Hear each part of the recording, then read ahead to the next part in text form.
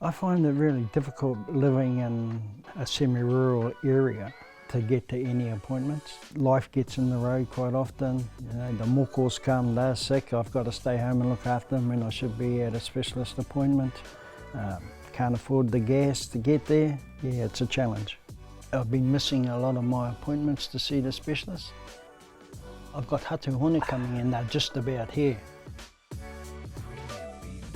Kia ora, my name's Dan and I'm the National Operations Manager, Hauora Māori for Hato Hone St John.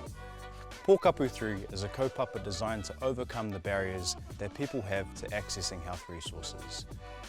Pōkapu 3 is about taking a high level of care into people's whare where a video assessment and consultation will take place in the comfort of their own community or whare.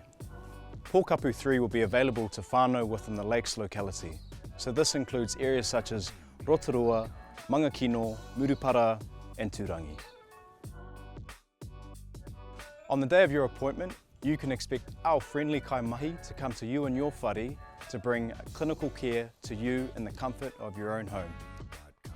Kia ora Marguerite, we've got Fitu here today. We'll be dialing in a clinician or a specialist via video appointment to bring a greater level of care to you. Morena koutou, pai kite e a koutou.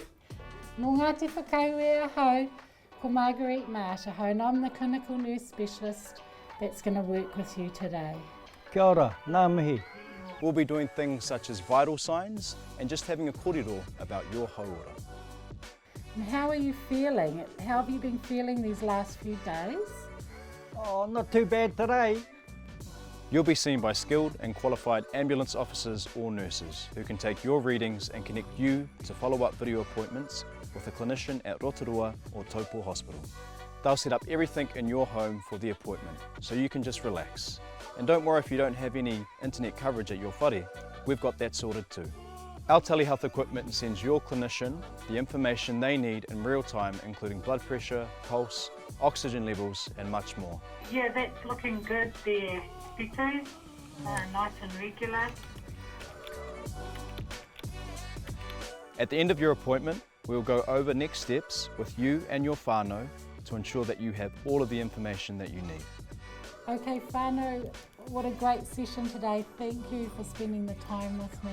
Ngā mihi. It's great to be able to do it from home. I'm really happy with your results today, and I'm going to follow up with you and we'll get back and see you again in 3 months' time. Ka pai? Ai, mauri ora, ka nui te pai. Kia ora, ka kite.